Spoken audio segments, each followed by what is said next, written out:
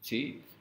Y refuta por varias razones. La primera es que, pues, si yo te pongo a aprender visualmente o auditivamente o kinestésicamente, ¿no? Seguramente en el área de electrónica y de estar trabajando con circuitos, cables, herramientas, eso es un aprendizaje kinestésico, me estás haciendo hacer, tocar, moverme. A diferencia de que yo viera diagramas, viera videos y así se conecta y así se hace, pues así no sé si alguien aprenda, ¿no? Entonces lo que dice acá es que la evidencia dice que no hay una mejora significativa de ninguna manera si yo favorezco tu canal preferido.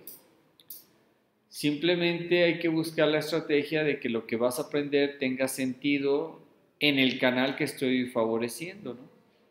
Si hay que leer, punto, hay que leer, no hay de otra, ¿no? No porque te dé un audiolibro vas a aprender mejor. Bueno, esa es la evidencia científica. Sin embargo, volvemos al problema. Desde hace muchos años, esta idea de los estilos de aprendizaje, su importancia, ha llenado las librerías, los cursos en línea, modelos educativos, ¿no? En México y en todo el mundo nos dicen, toma en cuenta el estilo de aprendizaje del alumno. Aquí en la misma UAB nos dan cursos y talleres de temas de estilos de aprendizaje. En el doctorado de sistemas y ambientes educativos, no sé, al menos el 50% de las tesis que yo he observado hablan de que parten de diagnosticar el estilo de aprendizaje y hacer un diseño instruccional basado en tus preferencias. Imagínense si yo, por ejemplo, los pusiera a jugar quebrados, a hacer actividades de quebrados, ya sea en la libreta, ya sea en una computadora o ya sea en una pared interactiva. Pues yo no sé si haya alguien que dijera, a mí no me interesa jugar en la pared interactiva, a mí no me interesaría divertirme, ¿no? Finalmente el canal más divertido, más atractivo, más bien planeado va a ser el que mejor nos va a ir a todos. No es por preferencias, pero bueno, esa es la evidencia que hay. Y pese a todo, pues bueno, uno encuentra en muchos lados muchos trabajos que favorecen el uso de los estilos de aprendizaje. ¿Dónde estamos parados hoy? Si la evidencia dice lo contrario y aún así hay otros, ¿no?, que van a sesgar la opinión. Y por ejemplo acá hablan mucho de la forma en la que aprendemos a leer. Primero empezaban por el tema de ponerte una imagen de una palabra que iniciara con esa letra para que entendieras la A de Apple, la B de, bueno, en este caso de, no se ve bien ahí, ¿qué es eso? Bell, Bull, ¿no? Exacto. Toro, ¿no? Bull, y la forma de decir. Pero de repente alguien dijo, ¿no?, que era mejor aprender como leen los adultos, por palabras, saltándose palabras, solo poniendo atención a lo que es relevante. Y entonces a los niños los empezaron a enseñar a memorizar palabras.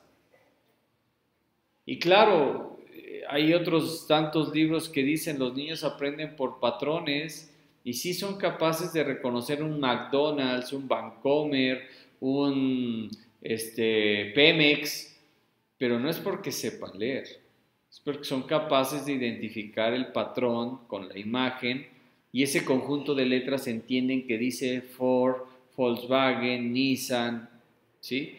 Pero no es que estén aprendiendo a leer. Bueno, con esa idea cambiaron el modelo educativo. Hicieron que los niños aprendieran a leer a través de palabras, ya no de fonemas, ¿sí?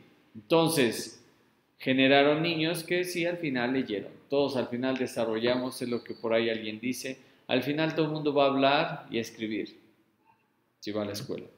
¿Qué importa cómo lo hacemos? Por eso la mayoría de la investigación actualmente es ¿por qué no aprendemos matemáticas? Pero nadie se está ocupando mucho o lo suficiente de por qué no leemos y escribimos correctamente, por qué no entendemos lo que leemos. ¿Sí?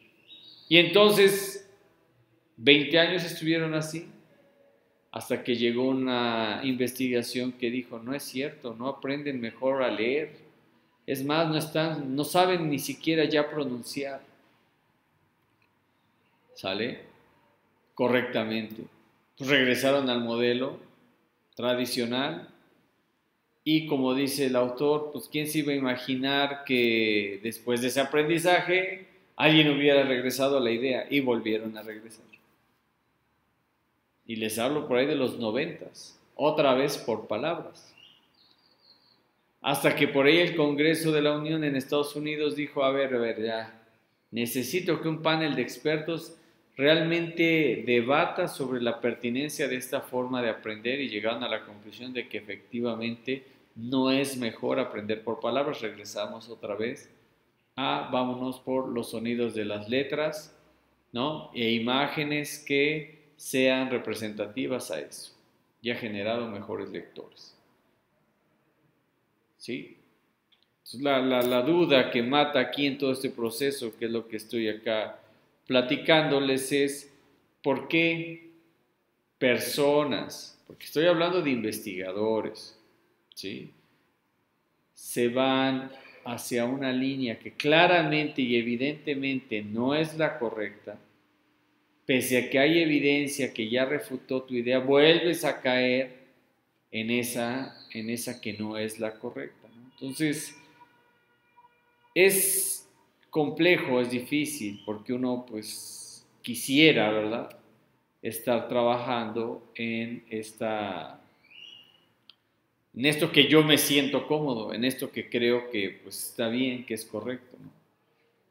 Pero la realidad es que ustedes tienen que constantemente cuestionarse sobre la pertinencia de su investigación, de los trabajos que están leyendo y de realmente si lo que están haciendo es de verdad. Ustedes pueden engañar a los lectores, ¿no? Es decir, yo puedo escribir un artículo y decir que mi algoritmo es más rápido y que hace mejor clasificación, ¿no? ¿Qué te están exigiendo hoy en día? Dame tu programa, dame tus datos para que veamos que en verdad esto que tú dices es cierto. ¿Sí? Y eso es lo que discute mucho este libro. Y entre otras cosas, ya después se mete todo el tema del área educativa, ¿no? Y muchas de las cosas del por qué no se está haciendo una buena investigación. Pero bueno, eso ya es de otra área. Pero me gustó la introducción y creo que se me hizo muy pertinente a lo que están ustedes haciendo actualmente como trabajo, de hacer un análisis crítico de los papers, porque esta idea les permite a ustedes realmente ver que pues estamos llenos de muchas cosas que no tienen un sustento, y eso es realmente lo que ustedes tienen que identificar. Digo, no es desacreditar todo lo que lean, pero simplemente es realmente cuestionar que lo que estén leyendo pues sea realmente justificado, ¿no? Y a partir de ahí pues tomar decisiones y tomar ahí una crítica y al final justificar, ¿no?, lo que yo les digo mucho, su tema de tesis. ¿Por qué lo necesitamos? ¿Para quién lo necesitamos? ¿Dónde lo necesitamos? ¿Sale? Bien, ¿algún comentario que tengan, Tom, de esto? ¿Están de acuerdo? ¿No están de acuerdo?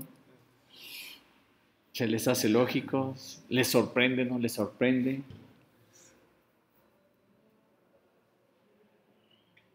Pues yo creo que sí es necesario para no estar, bueno, como decía usted, que hay unos artículos que ni siquiera la base de datos puede, digamos, tener acceso.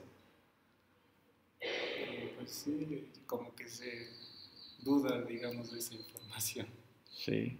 Yo creo también que es complicado porque también, por ejemplo, he visto investigadores que cuando envían su trabajo y les piden su código, que pues no lo quieren dar porque dicen, ¿qué tal si no me lo aceptan? Y yo ya solté mi trabajo original. Ajá, ese es el arma de dos filos. Se supone que, no, eso, o sea, no sé, yo te puedo decir, a nivel empresarial, a nivel empresa, te pasa muy seguido, muy seguido.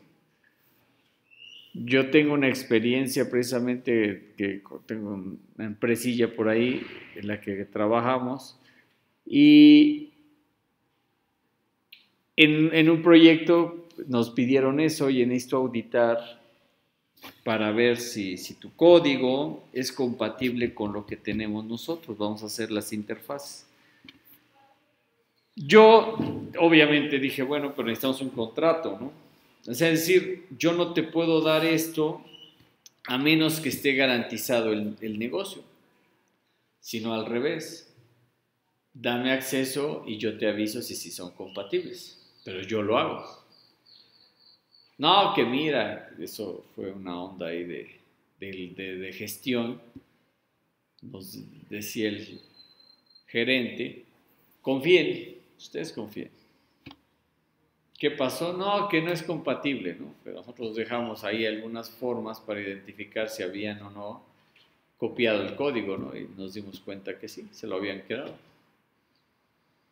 Que tenían ya la solución, después dijeron, ¿sabes qué? No hay negocio, no nos interesa, gracias. Y ahorita recientemente en una reunión por ahí hace unos 15 días pasó exactamente lo mismo. Oye, pero enséñame tu demo. No, no te enseño mi demo. Hasta que me digas que tenemos un trato. Porque yo sabía que enseñar mi demo era enseñarte cómo lo podías hacer tú con la facilidad como la que lo habíamos hecho nosotros. Total que la negociación no avanzaba, se desesperó el administrador y dijo, ya enséñaselos rápido. ¿Qué pasó después? Es que ya no nos interesa tu trabajo, gracias. Ya vimos cómo lo podemos hacer nosotros. Entonces, eso pasa muy seguido. Se supone que a nivel investigación eso no puede pasar, porque hay unos acuerdos de confidencialidad firmados. Hablamos de revistas y de congresos y demás, ¿no? Avisos de copyright y demás, que se entregan donde tú cedes, por un lado, pero los que reciben no se hacen dueños. Simplemente te garantizan también de que ellos van a resguardar, proteger y demás todo lo que tú estás haciendo. Entonces sí uno debe confiar en ellos normalmente, pero la realidad es que siempre te da esa duda, ¿no? Porque al final a mí también me tocó ver ese comportamiento no ético de un investigador que rechazaba todo. No, y la única cosa que él ponía en sus revisiones, esto ya fue visto en otros lados. Esto no es novedoso. Esa era toda su revisión. Esto ya fue publicado muchas veces en otros lugares. Y tú siempre decías, ¿dónde, cuándo, cómo, por qué? Y en un par de meses veías la misma idea, el mismo trabajo, publicado por él. Entonces, decías, no inventes, este personaje pues se está robando. Dos cosas yo veía ahí. Una, se está robando las ideas. Dos, está boicoteando una idea que es similar a una que él tenía, pero que iba a salir antes que la que él estaba proponiendo. Entonces, ¿cuál es el problema? Que esta idea hubiera sido primera y la de él hubiera sido una, pues no copia, pero una idea ya existente, lo cual pues, le bloqueaba a él la innovación o lo que fuera él, la semilla, ¿no? Entonces, afortunadamente varios se dieron cuenta de este comportamiento no ético y este personaje que era la gran referencia en esta área, pues se empezó a decrecer al grado de que muchos dijeron, sabes que ya ni siquiera me tomo un café contigo porque me da miedo platicarte algo y que de repente lo publiques. porque así funcionaba, ¿no? Entonces, en ese sentido, tenemos que tener mucho cuidado, pero en muchos casos, si no soltamos, simplemente ni nos publican, ¿no? Entonces, tenemos que ver eso. La otra es que la tendencia, ¿verdad? Yo lo que recomiendo ampliamente también es usar mucho GitHub. ¿Usan GitHub ustedes? ¿No? Ah, bueno. No, bueno, para subir. O sea, la idea de usar GitHub, ok, ahí están repositorios. ¿Qué descargan ustedes? Programas, ¿no?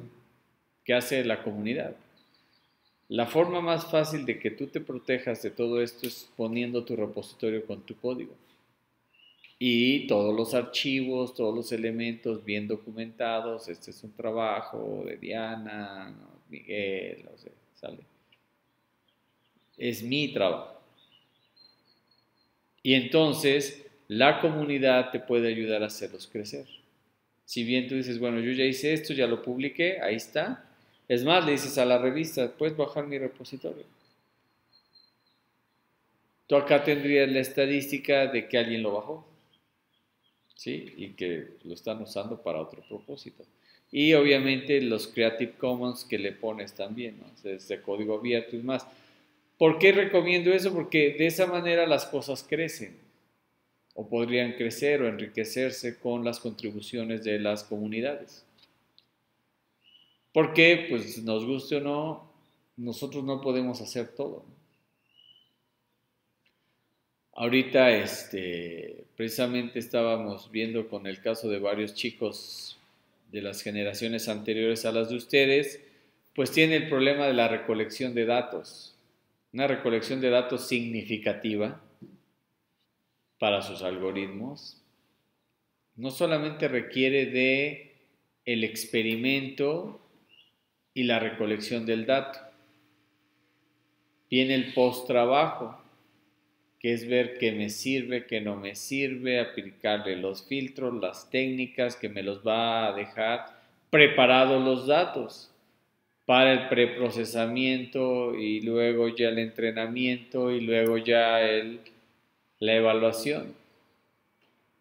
Todo ese proceso, si yo para recolectar no sé, una colección de imágenes de obstáculos, digamos, ¿no? Puede ser que me demore 1 hora, 2 horas en hacer todo el experimento, en garantizar que, pues no sé, si lo voy a hacer en la vía pública, pues también lo haga con las medidas de seguridad necesarias, ¿no?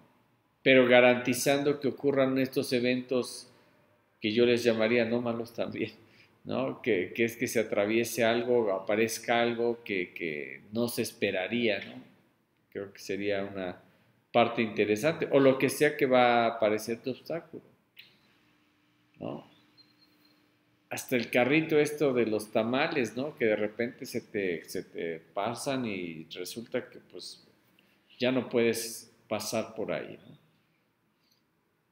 Entonces ahorita, por ejemplo, que venía para acá, busco rutas alternas para ver por dónde llegar más rápido a CEU. Y no, bueno, de este lado la preparatoria Cabrera, pues es un caos vial porque todo el mundo quiere entrar en coche, o de repente toman la decisión los jóvenes de bajarse, de repente el coche que va delante de ti se frena, así, alto total, sale corriendo un joven, ya. Y de repente por atrás o por los costados aparecen jóvenes corriendo, de que vinieron en transporte público o de otra manera y quieren llegar a la preparatoria. En fin, entonces, esos escenarios toman mucho tiempo, de verdad, mucho tiempo. Y sobre todo tener un volumen de datos, que por eso yo les hago mucho énfasis al volumen de datos en los trabajos que están leyendo. ¿Cuántas imágenes son suficientes? ¿Cuántas secuencias de videos son suficientes? ¿Cuántos textos son suficientes, ¿no? Para que los algoritmos funcionen y yo le pueda creer. ¿Sí?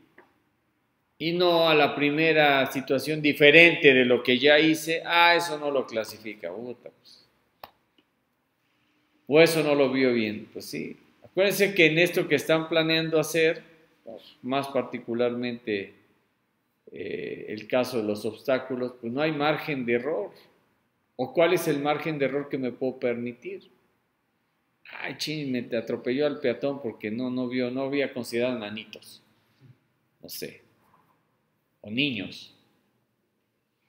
O bebé gateando, ¿no? Tantos accidentes con los bebés que se meten abajo, están cerca de los coches y pues no los ves, ¿no?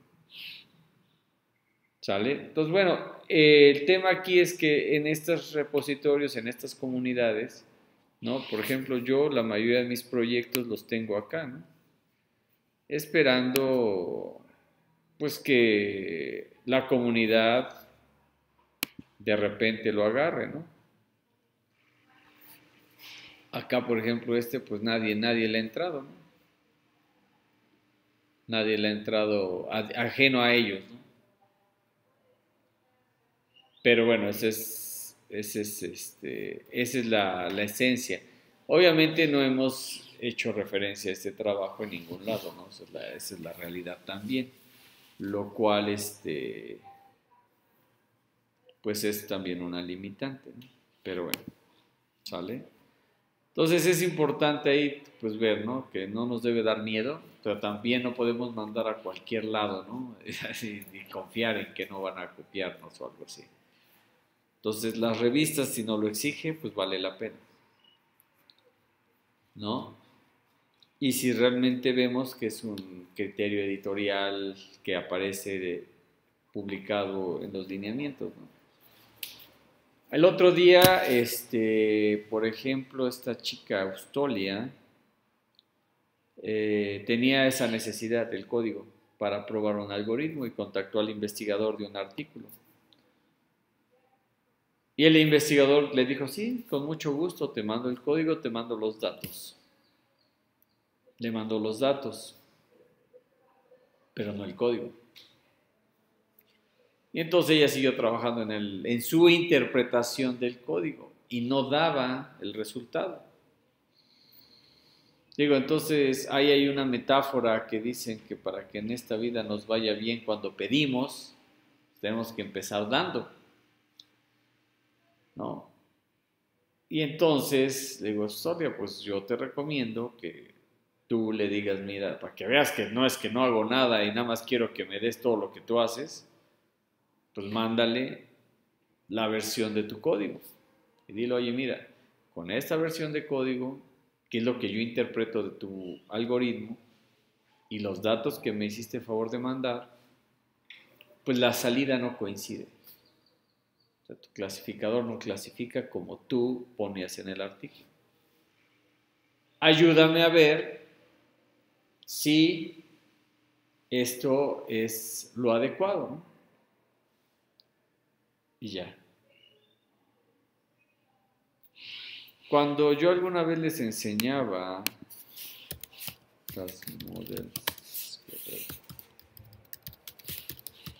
un artículo de precisamente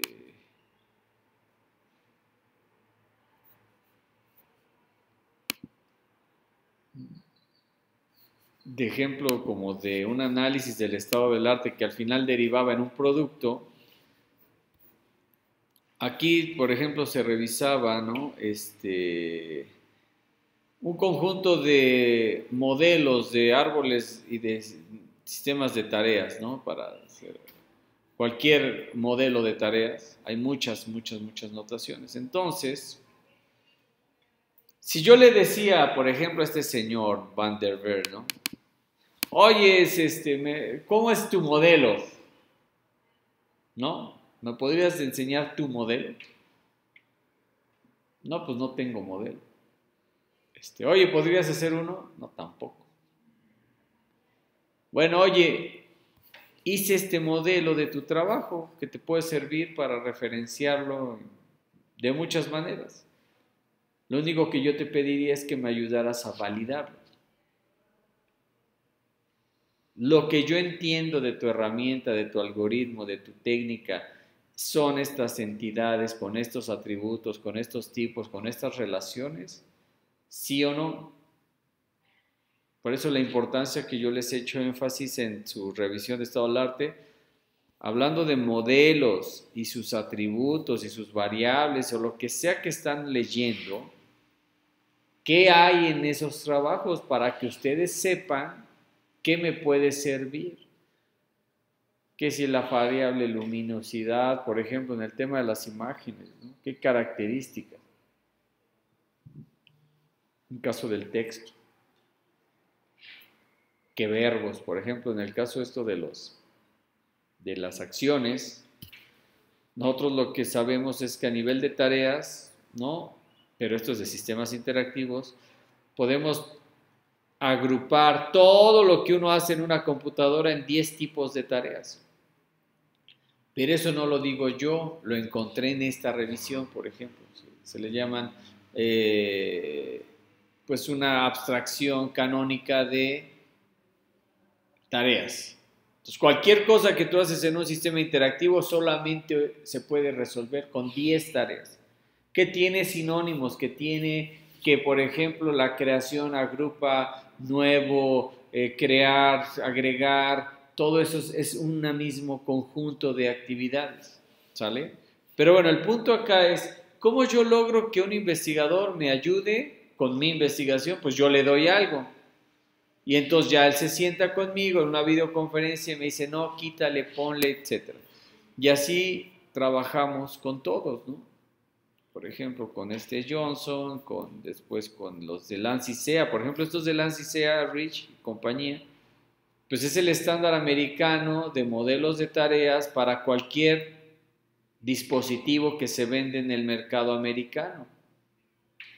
¿Cómo garantizo que la gente entienda cómo funciona un dispositivo? Llámese calefactor, llámese videoproyector, llámese televisión. ¿Cuál es el conjunto de tareas o funciones básicas que puedo yo modelar? No importa después ya la interfaz o los botones o cómo los pongo. Todos tienen que tener cierto funcionamiento y ellos generaron este estándar. Y ahí está el modelo del estándar. Y tuvimos la oportunidad de conocer a esta persona, platicamos con él, le enseñamos el modelo, perfecto, ¿no? Obviamente lo refinamos con él. Entonces esta es una revisión sistemática de estado del arte, ¿no? Este otro modelo, ambos. También conocíamos a Thomas Misk y él nos ayudó a refinarlo, ¿sale? Y bueno, otros tantos nada más fueron intercambios por email. Pero fíjense cómo de esta manera yo puedo ilustrar claramente al lector, ¿no? La complejidad, amplitud, abstracción del modelo, ¿no? Y cómo hay cosas que son comunes, el concepto tarea, aquí ya hablan de planes mejores, ¿no? En lugar de decir una tarea se compone de tareas, mejor decimos tengo plan que se compone de tareas. Ah, bueno. Y va creciendo la complejidad, ¿no? En este caso era muy interesante este concepto de acá que se llama mensaje. Este concepto del mensaje lo que trataba de referir es cuando yo estoy desarrollando sistemas que son críticos y el intercambio de información es crítica, este concepto y sus atributos deben identificarse. Yo necesito encriptar la información, codificarla, hacer algo a nivel de hardware, incluso ellos hablaban porque trabajaban muchos proyectos para plantas nucleares, ¿no? Para la industria naval, aviación, y hablaban mucho de que cuando yo diseño un sistema, ese mensaje, ese paso de información no era tema trivial, y era tan importante o crítico que habría que hacer una clase con sus atributos. Bueno, también ahí se llegó. Y entonces al final, pues dices, ¿no? Yo identifico que, a ver, ¿cuáles son los operadores que manejan todas mis herramientas? Pues descomposición, secuencia, bla, bla, bla. Luego, ¿cuáles son? Bueno, ahí están todos, ¿no? Y entonces, adicional a eso, ¿qué atributos tienen? Y llegas a esto, ¿no? Es decir, bueno, de lo que yo veo, esta es la abstracción de todos. Este tiene lo que tienen todos. Entonces, mi propuesta, pues, tiene eso, lo que todos tienen. ¿Sí? Entonces, la idea aquí es que vean cómo yo puedo realmente hacer ese énfasis en tener criterios no solamente visuales, sino que adicional pudieran estar pues sustentados, obviamente, ¿no? Entonces, en ese dar, si tú llegas y le dices, soy investigador, mira, te ofrezco esto, perfecto. Ahorita, bueno, retomo el caso de Alfredo, ¿no? Ahorita le están ofreciendo una beca de 2.000 euros mensuales, ¿no? Imagínense, por irse a Alemania. Pero, ¿qué hicimos con el señor Philip? Oye, me interesó tu tema de tesis, ajá. ¿Qué podemos hacer? No, pues ustedes díganme, ¿no? Ah, bueno. ¿Tú qué haces? No, pues yo hago análisis de precisamente estados de atención de un estudiante a nivel universitario y quiero saber por qué a veces hace un buen resumen y a veces no. ¿Por qué a veces busca bien y a veces no? Ah, bueno. Pues nosotros no tenemos esos experimentos, pero tenemos estos sistemas que miden, pero no sabemos qué miden. Son señales, pero al día de hoy no sabemos qué significan las señales. Pues toma, mira, estas son nuestras señales. ¿Qué nos dio el regreso? Tomen, aquí están mis experimentos. Probados, validados por el Comité Europeo de no sé qué cosa, donde yo te garantizo que este experimento significa esto. Ah, perfecto. Oye, que el dispositivo ya lo patentaron, no, no lo hemos patentado. ¿Quieren que los ayude? Sí, sí queremos que nos ayudes. Porque una patente en México vale 2 pesos, la patente alemana va a valer lo que tenga que valer. No en términos monetarios, en términos de reputación. Porque esas cosas valdrán lo que valdrán al momento en que a alguien le interese siquiera comprarlo, ¿no? Que es otra historia.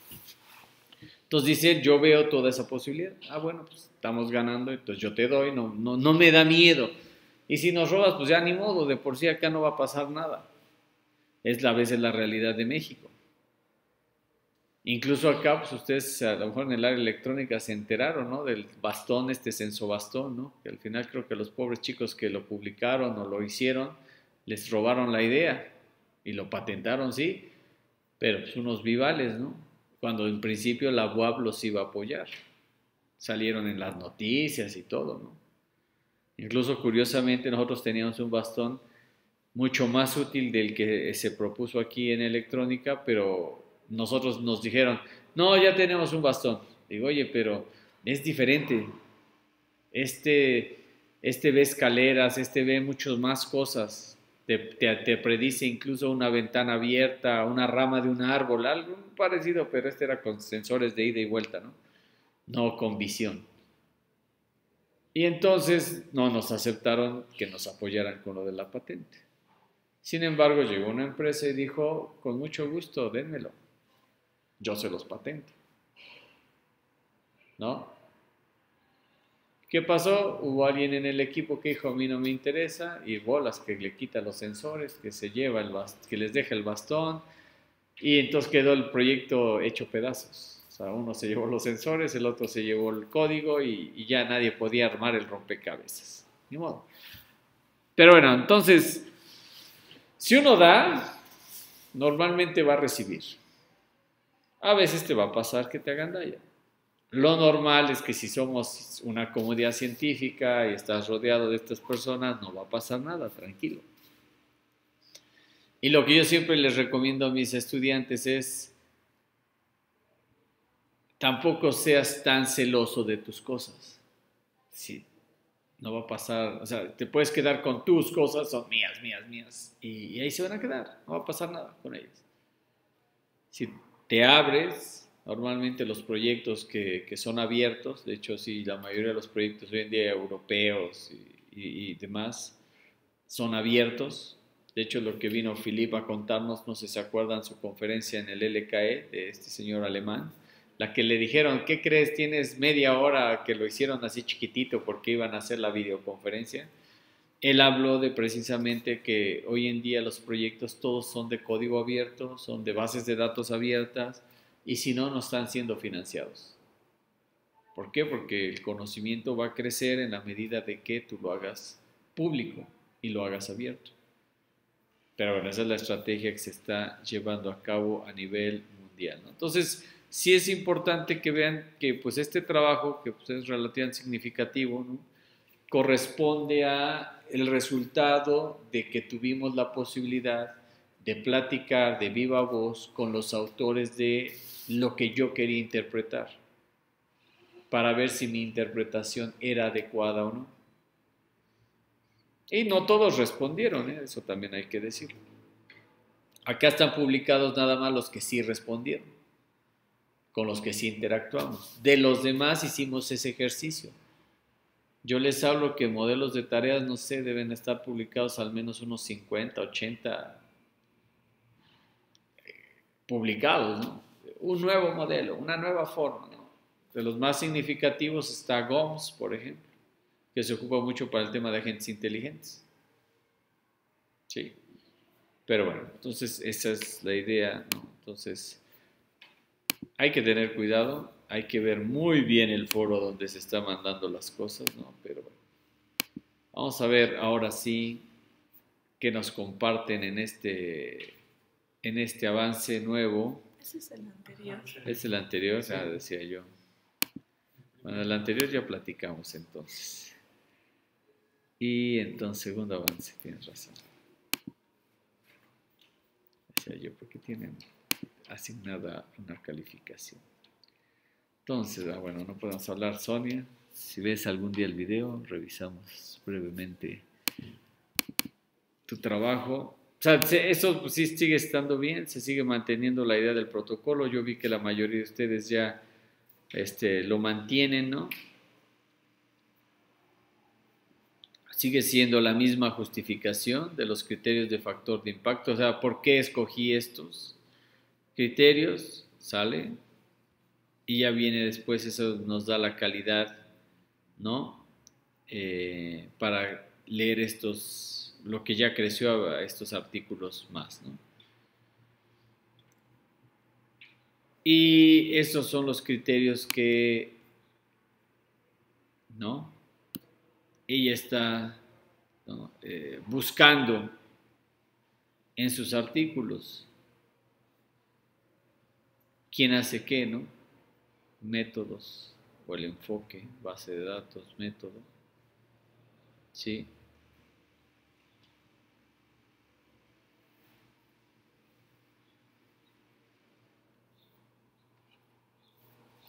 Solamente están los métodos, las técnicas, ok, y luego viene ya la síntesis de estudios, ¿sí? Yo acá sigo viendo que nos hace falta algo más detallado de estos métodos y técnicas, porque esto es un buen paso primero, ¿no? Pero, pues no sé, en esto de las preguntas y respuestas seguramente debe haber mucho más. Hay algo que yo aprendí de uno de los tesistas de David, precisamente, que mencionaba que el volumen o la amplitud de la conversación o de este tipo de diálogos de preguntas y respuestas, normalmente con cierta coherencia podía llegar a 5 interacciones.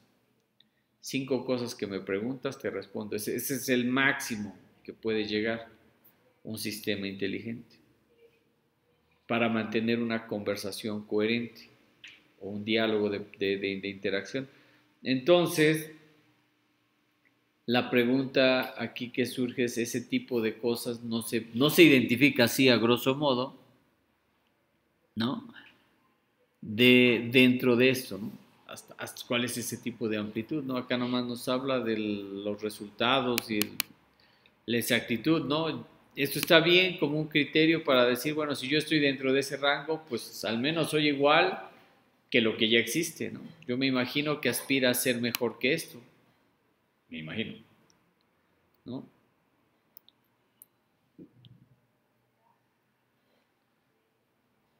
Luego, aquí ya viene el resumen, ¿no? Pero bueno, yo aquí sigo haciendo énfasis en la necesidad de entrar con más detalles de cada técnica, ¿no? Qué variables, qué atributos, qué modelos y dentro de eso, cuál es el tamaño de la base de datos, ¿no? De diálogos, ¿es disponible, no disponible? ¿Sigue siendo vigente, no es vigente? ¿Es pública, no pública? ¿El software está disponible o no está disponible? No sé, ayúdame a ver más a detalle el espectro y sobre todo cuáles son las limitantes, ¿no?, que yo encuentro en esta solución. Pueden ser limitantes del tiempo de procesamiento, la necesidad de una máquina de procesamiento de datos muy grande, necesito una supercomputadora, ¿no? ¿Qué más detalles podría yo saber? Que sobre todo acuérdense que acá ustedes lo que quieren hacer es reforzar la idea de qué otra manera alguien podría resolver su problema o también justificar que ustedes realmente no están reinventando la rueda, sino están haciendo algo que alguien todavía no ha hecho. Ayer platicábamos aquí con Miguel, ¿no? De que algo así, déjenme ver rápidamente acá si podemos hacer un diagrama. Lucid Charts.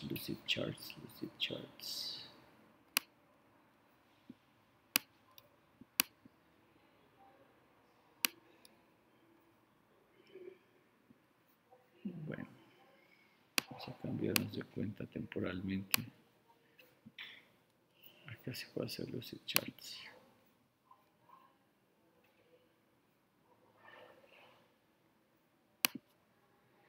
Y entonces vamos a hacer algo muy breve acá de lo que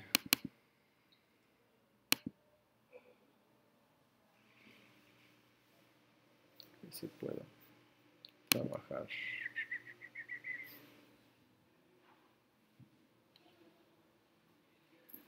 Un diagramita, ¿no? Y entonces, yo le decía, normalmente todos ustedes ya tienen identificados sus procesos de sus proyectos, ¿no?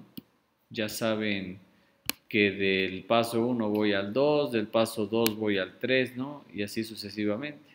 Eso ya lo tienen muy bien identificado. Entonces yo lo que le comentaba a él era, por ejemplo, yo estoy hablando de aquí de la referencia, pues no sé, la referencia X, ¿sí? Y yo podría decir, bueno, yo sé que este es mi proceso para mi proyecto. Desde recolección de datos, preprocesamiento, todo lo que involucre el proceso de su tesis. Ya tienen un modelo, una metodología, ¿no? Y entonces, acá lo que pues es, yo estoy leyendo el trabajo 2. Y de mi proceso, el trabajo 2 abarca solamente estas dos etapas, la de en medio no. Y de esa manera yo voy construyendo al interior para cada artículo revisado. Y podría yo poner acá concretamente adicional a esto que estoy poniendo, decir, bueno, en esta etapa, ¿no? Ocupa modelos A, B, C, ocupa, no sé, variables X, Y, Z, ¿no? Estoy hablando de ese trabajo. Acá. Y así sucesivamente, ¿no? Yo puedo ir haciendo este primero, porque al final, ¿qué va a ser interesante? Ver esa imagen y ver cuántos trabajos hay en cada cosa y decir, pues miren, resulta que la mayoría se centra en esto. ¿Cómo lo van a ver? Pues porque va a haber muchos números, va a haber N números. Esto casi nadie lo ve Y esto muy poquitos. Pero yo quiero hacerlo todo. O yo quiero darte la receta del todo. O yo, como se puede ver, me voy a concentrar en esta parte del medio, ¿no? O si esto es algo más amplio, ¿no? A lo mejor alguien dice, es que lo mío es más amplio, es mucho más amplio, porque en vamos a echarlo para atrás, ¿ok? Todo esto está marcando, por ejemplo, en el caso de Lucio, decimos acá, este es el contexto, ¿sí? Y todo esto enmarcado en un contexto como México, no existe ninguna literatura, porque el contexto que todo el mundo maneja es, no sé, piso normal, el otro día me decía Iván, electromagnético, ¿no? No sé, con líneas pintadas, ¿sale? O sea, ese es el contexto. Pero nadie me está hablando de pues, baches, hoyos, no hay líneas marcadas, señalética no real, donde hay topes no te avisan que hay topes, lo que sea. Árboles bien podados, ¿no? Uno va a Alemania y ve las aceras anchas, de un tamaño normal, no de un tamaño irregular. Acá en México, o sea, es increíble, ¿no? El banquetazo es el pan nuestro de cada día. ¿Por qué? Porque no tienen un tamaño regular. Cada quien hace lo que se le da la gana, nadie respeta las normas. Pero ese conjunto de atributos que me marca el contexto me pueden ayudar a enfatizar por qué este problema es pertinente, necesario aquí. Pero yo sí les recomiendo mucho que hagan este tipo de diagramas, porque eso les va a ayudar a ustedes no solamente a entender lo que está pasando, sino a comunicarlo. ¿Sale? Entonces, esa es la recomendación, ¿no? Entonces, tómenlo en cuenta para mejorar. Yo insisto, ¿no? Al menos ayer, el caso Miguel, su asesor se lo pidió así, sus asesores, ¿no? Entonces ya no le queda de otra. Pero pues todos tienen ese proceso, úsenlo, aprovechenlo y vean bien en dónde encaja cada lectura, ¿no? Y si encaja en todos los niveles, cómo encaja y qué hace. Y lo que ya hicieron, eso ya está bien, o sea, eso ya describieron, criticaron, ¿no? Pero busquen atributos, busquen la mayor cantidad de atributos que puedan tener para esa revisión, ¿no? No digan, es que yo ya hice 2 revisiones, estoy a la mitad de la tercera.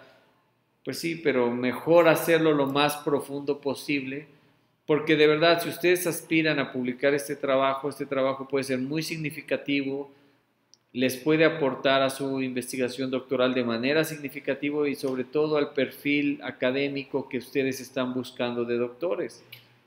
Cuando ustedes se candidateen para ingresar a una universidad, a un centro de investigación o quieran irse al extranjero, pues van a revisar en dónde han publicado. Y mientras más cosas tengan, más posibilidades van a tener de demostrar que son investigadores. El grado de doctor no les va a dar esa demostración.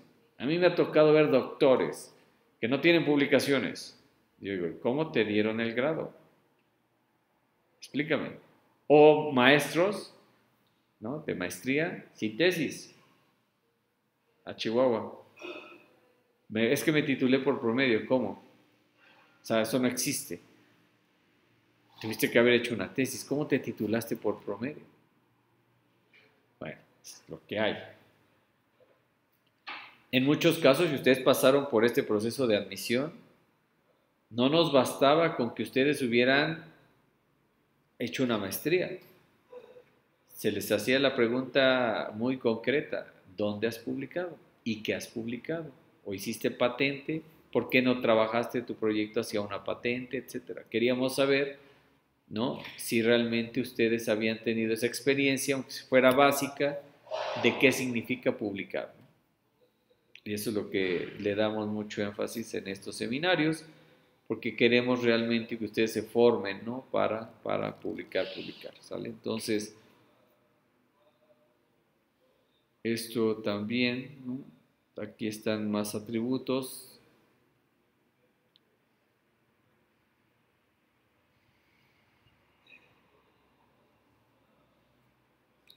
Bueno, acá viene lo que ocupan, supongo, ¿verdad? Para encontrar un análisis comparativo. Por ejemplo, algo que yo también veo, el otro día me decía una de mis tesistas que tiene que comparar 5 métodos para ver cuál de los 5 le da mejores resultados. Y yo le preguntaba, ¿por qué? ¿Por qué no 2? ¿Por qué no el primero? Y si salen buenos, pues ya. No, es que la mayoría, y así uno lo ve, compara varias cosas. O sea, cada autor compara mi método con otros y dice, y la media que yo saqué son 5. Siempre se comparan contra ellos, contra otros 4. Ah, bueno. O sea, a lo mejor también es un criterio que ustedes pueden encontrar en los artículos. A ver, este dice que es mejor con respecto a y se compara contra estos, ¿no? Entonces así yo ya sé que eventualmente si yo voy por esa línea me tendré que comparar con ellos y ver si soy mejor, peor o igual que ellos y en qué soy diferente o etcétera, ¿no? Miren acá los tipos de preguntas y los porcentajes, ¿no? De exactitud. Ya, la verdad son bajos, ¿verdad? Y como pueden ver acá, pues sí se ve que algunos, no la mayoría, abarcan las dos categorías de preguntas que me imagino Sonia va a querer abarcar, ¿no? Y ahí viene el detalle. Y ya va creciendo, ¿no? Esto realmente, como ya ustedes han leído bastante, ¿no? Esa parte va a crecer, ¿no? Entonces vámonos con Diana. Desde que se nos acabe el tiempo. Y entonces acá ya tenemos el proceso, muy bien, ya de cómo son las etapas de captura de imágenes, anotaciones sobre las mismas, me imagino, ¿verdad? Clasificación y detección o identificación de que algo raro está pasando. ¿Sale? Y aquí vamos a hacer esto más grande. Los autores, tipo publicación, año, journal, factor de impacto, cuartil, citas. Wow, este sí que es... Sí, aunque es una de las referencias más viejitas, es como la clave, todo el mundo la cita. Ajá, no, ahora, por ejemplo, lo que hemos hecho en muchos trabajos, al menos con algunos tesistas, es, ellos dicen, bueno, este survey es como que la base, pero ya no considera, este autor ya no hizo otro survey, pero le faltan todos estos criterios a sus revisiones o estos nuevos modelos. A veces se vale que yo diga, pues de lo que él hizo, ahora yo lo voy a complementar y voy a empezar a agregar las nuevas cosas que estoy leyendo. Eso también se puede hacer. Que yo diga, ¿sabes qué? Esto está muy bien hecho, es la referencia de referencias, ¿no?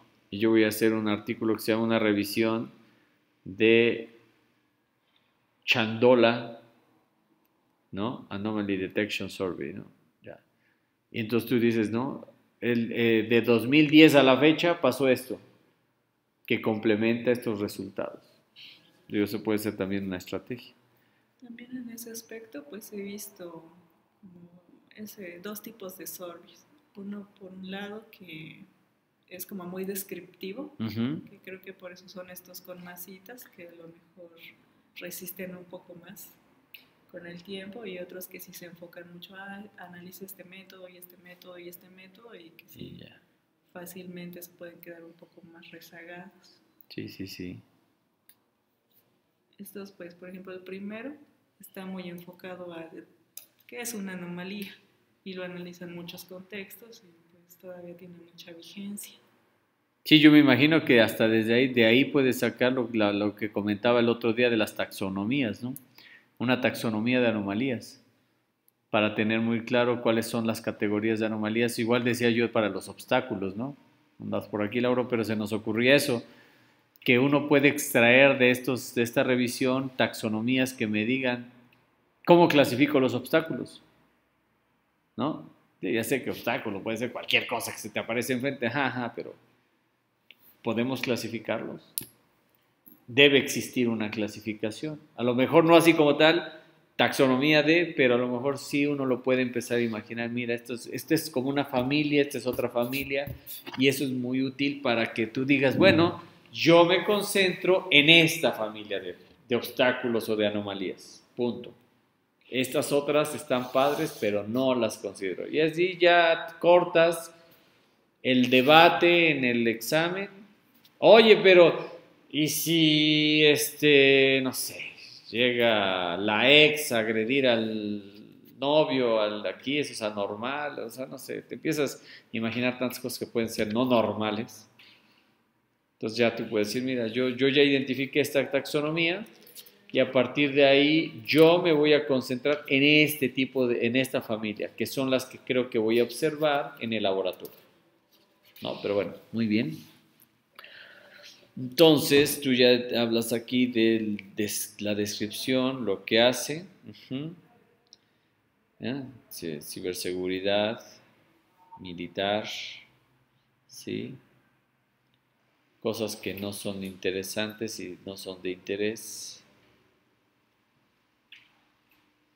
Sí, yo siempre he dicho eso, ¿por qué no los algoritmos o estas cámaras de videovigilancia cuando ven algo hacen hacen un zoom automático, pero exactamente a lo que es, a lo que se está moviendo, a lo que está pasando, ¿no? En ese sentido, pues también ya identifiqué la taxonomía como me comenta, y por ejemplo, de las cosas que he notado, bueno, es que también en ese aspecto se va moviendo mucho la revisión. Primeramente, pues me parece que mi trabajo tiene bloques como muy diferentes uno de otro, entonces no puedo meterlo en la misma tabla comparativa. Por ejemplo, la parte del etiquetador la tengo que analizar por separado, la parte del detector de anomalías, yo hasta donde voy de la investigación no he encontrado ningún trabajo que lo haga exactamente como yo lo quiero hacer o que junte todos estos bloques. Entonces, por ejemplo, en esta parte, pues sí, ya he hecho varios cambios, esto que comenta. Sí, he notado que los algoritmos que hacen detección de anomalías en multitudes son muy diferentes de los que hacen detección de anomalías en pues, cuadros con una visión más reducida. Entonces, pues sí, comentan que es una de las cosas complicadas. También lo dividen en base al objetivo, si es personas, si es objetos inanimados. Igual son algoritmos distintos y es bastante complicado. O sea, acá lo que comentas, ¿no? Puntuales, contextuales, colectivas. Sí, es cierto, sí, es cierto. De hecho, alguna vez yo vi un trabajo, no sé por qué andábamos viendo esto de las multitudes y todo su comportamiento, que trataba de convertir cada persona o lo trataba de analizar como partículas. Y asumían que ya cuando convertían la imagen hacía puntos y veían a dónde se movían los puntos, el hecho de que hubiera una anomalía era, por ejemplo, que de repente se quedara un centro vacío y los puntos se dispersaran, que eso significaba que algo pasaba que espantaba a la gente y los hacía abrirse de esa zona, ¿no? O alejarse de esa zona. Entonces, ahí está el punto focal. Pero bueno, sí, eso sí era el tema de cómo detectar anomalías en multitudes, era o es de las cosas más complejas, aunque con esta técnica ellos decían que era relativamente fácil ver que había algo, porque normalmente en tema de multitudes la gente tiende a alejarse y a dispersarse. incluso en una pelea, en una campal, en demás, la gente tiende a alejarse. Los que pelean no, pero eso. Pero bueno, es muy interesante. Qué bueno que ya empiezas a ver esto así. Ajá. Aquí ya también detectas, ¿no? De alguna técnica basada en puntos o etiquetas.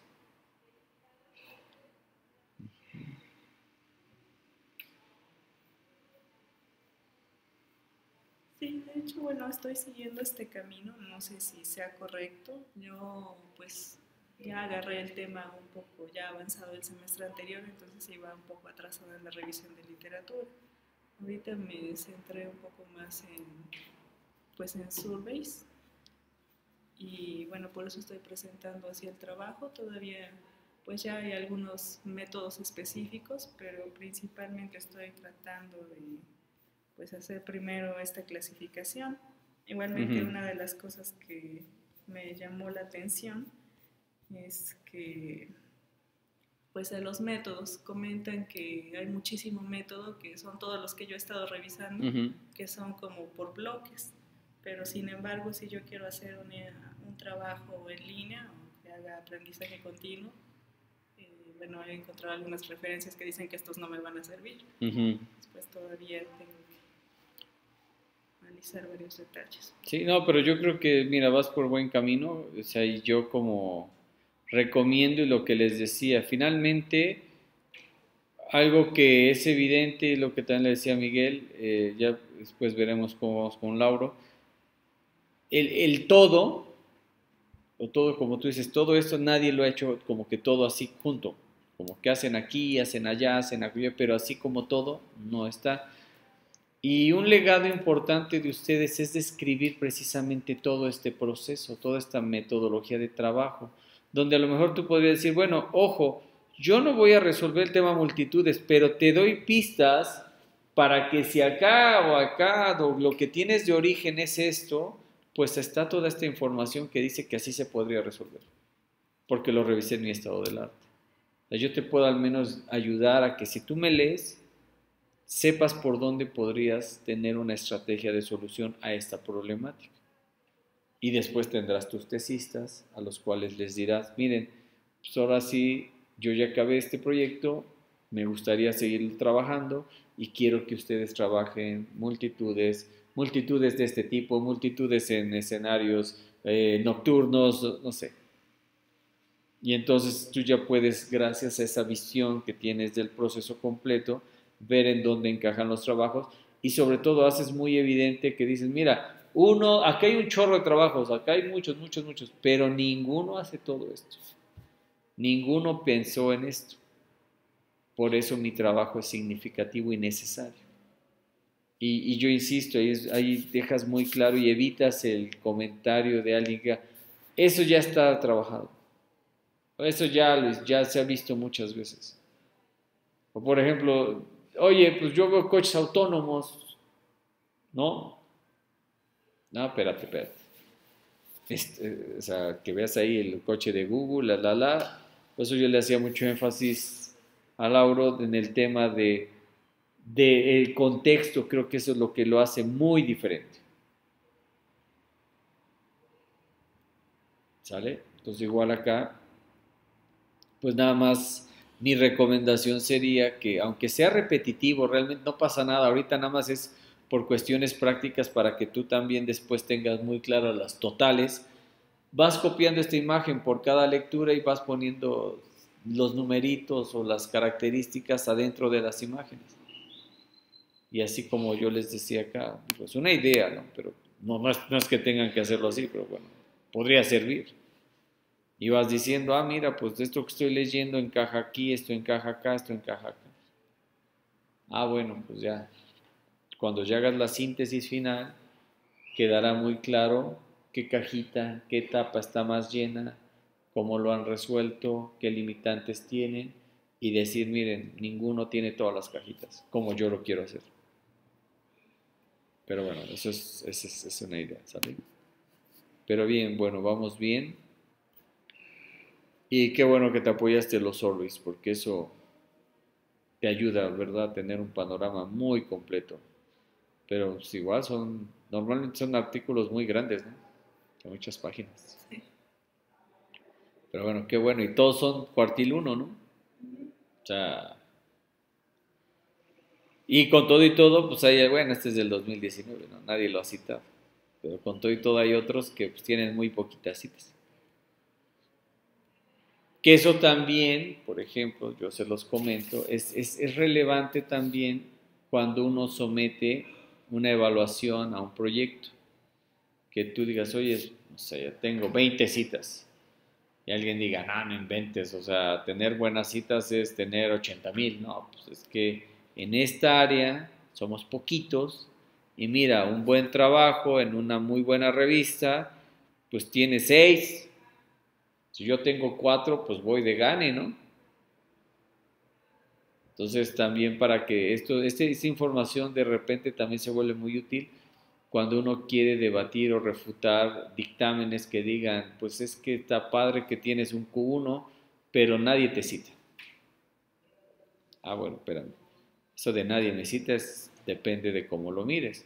Si nosotros revisamos históricamente, hay nada más un par de trabajos altamente citados, el mío tiene un volumen normal como el promedio de los que publican en esta área. Entonces, yo soy normal, no soy extraordinaria porque no estoy en el área de la salud o no estoy en el área de las ciencias sociales, donde pues, un artículo de educación puede ser citado hasta, no sé, miles de veces. ¿Por qué? Porque la comunidad es gigantesca. Acá no. Entonces eso también es importante y da énfasis, ¿sale? Bueno, muy bien, Diana. Entonces, Miguel, te vamos a saltar porque ya platicamos contigo ayer un poquito, aunque ellos no oyeron de qué se trató la plática, pero vamos a ver con Lauro. ¿Qué nos cuentas, Lauro? De tu análisis. Entonces, ya tenemos los métodos.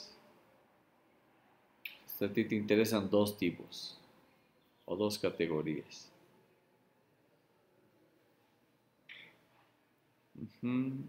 Corrección de errores, revisar las metodologías, ok. ¿Cómo?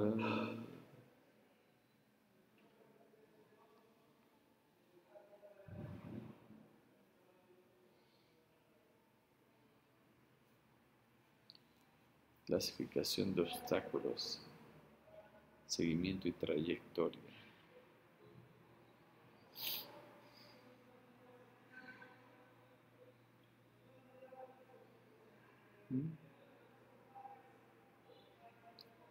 Tiene un poquito factor de impacto estos, ¿verdad?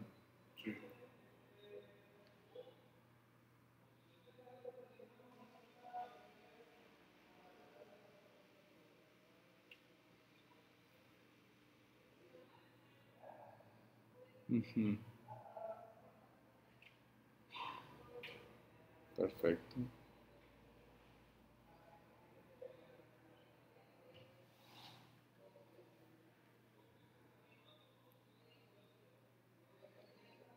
O sea, acá puedes ver que pareciera que es de los más completos, ¿no? Pero tiene estos huequitos. Esta es la ventaja de todo esto, ¿no? Estos son sus criterios y de esa manera yo veo cuáles son los huecos y los vacíos que hay. Y sobre todo, ¿no? Al final, cuando ustedes hagan su propuesta, pues acá va a aparecer una última columna, en el caso de todos, que diga, y Lauro, ¿a qué le ponemos cuadrito? ¿O qué rellenamos? ¿No? Así va a ser para todos. Para que también yo sepa y cualquiera que nos lea diga, pues tú estás aquí, ¿por qué? Pues no donde todos ya están, sino donde casi nadie está. Por ejemplo, está. Qué raro que nadie se valida, ¿no? Condenados. Es que sí, es que es eso. O sea, de repente uno lee cosas que dices, no inventen, o sea, no se ve evidente por qué dicen eso que están diciendo y de dónde lo sacaron, ¿no? Entonces, esa parte, qué bueno que... Y bueno, ahí queda evidente, ¿no? Queda evidente, ojo, ¿no? Que después no se vale decir, pues como todos ellos que son famosos y están ahí publicados no hicieron nada al respecto, yo tampoco. Una vez me atreví a poner algo así y me mandaron a volar, ¿no? Dijeron, sí, pues, qué pobre argumento, ¿no? Dije, bueno, está bien, así no lo voy a decir. Pero sí, o sea, el hecho de que encontremos eso no significa que yo puedo hacer lo mismo, ¿no? Y luego viene ya la síntesis. Ujú. Bueno, la tabla de arriba era lo que me comentaba de los Sí. datasets y ahora un poco de hardware y software. Las datasets son disponibles. Qué bueno, mira. Y la herramienta Python, ¿no? Y acá les digo, a lo mejor también Muy esto básico, es... pero fue lo que proporcionó el autor y ya después los demás utilizaban café y GPUs. Que Ajá. normalmente usan GPUs.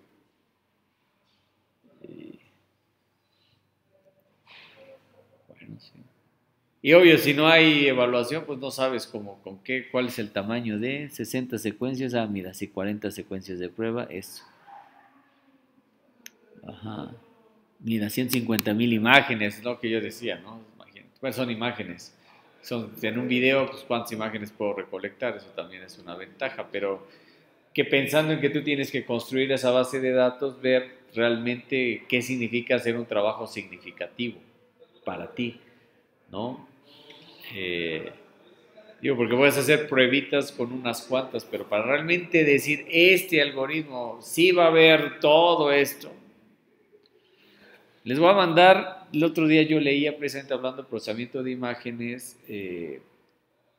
vi un concurso muy famoso en Google no me acuerdo cómo le engañaba, cómo se llamaba, pero básicamente era como distorsionar tantito tus imágenes de prueba, meterlas y como esa pequeña distorsión hacía normalmente que los clasificadores fallaran.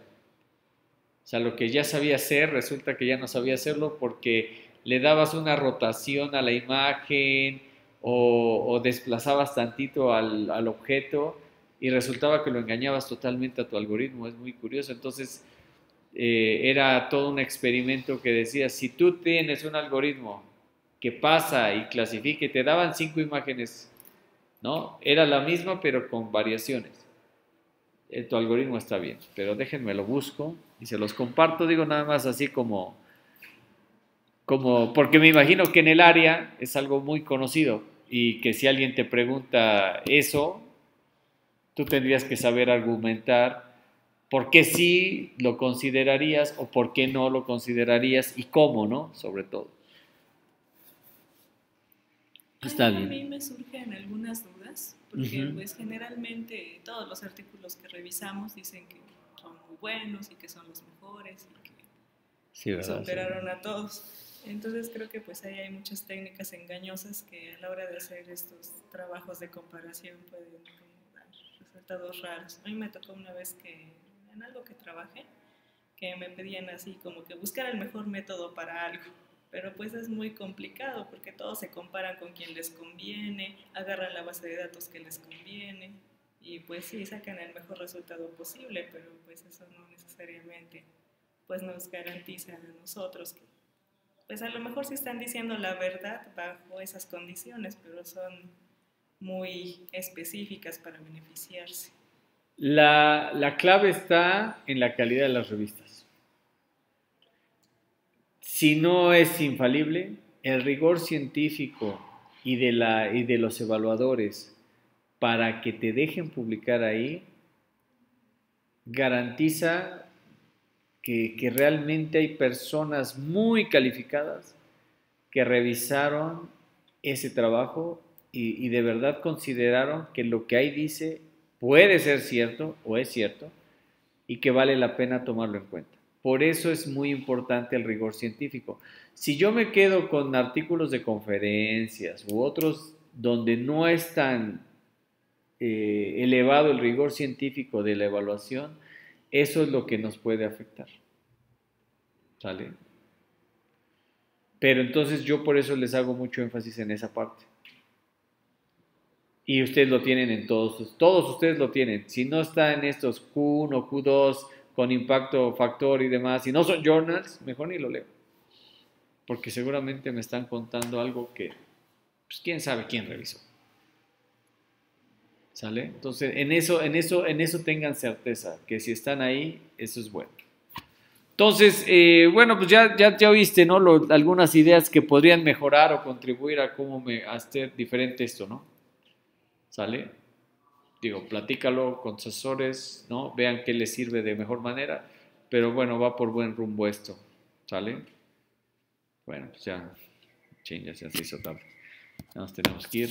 Revisión, ¿sale? La próxima semana tenemos que estar, bueno, tengo yo que estar en una representación aquí del Laboratorio Nacional del Supercómputo en un congreso de tecnología educativa. No sé cómo pasó esto, pero bueno, me mandan a mí en representación de la universidad, entonces no nos vamos a ver, ¿sale? Entonces, para que tomen en cuenta que la próxima semana, bueno, hay que subir los trabajos, ¿no? En la plataforma y por ahí yo se los retroalimento, ¿sale? Entonces, de por sí ya te habíamos comentado que no nos íbamos a ver el miércoles, sino hasta dentro de 15 días. Sí. ¿Sale? De todas maneras, sigan avanzando, ¿no? Y sigan reuniéndose con sus asesores. Ya casi venimos al momento del primer avance, ¿no? Parte, pues, ya del proyecto, ¿no? Por aquí Miguel ya hizo caminar a un robot. Los demás... Y bueno, lo que decían, pues, por ejemplo, si quieren montar en el robot la detección de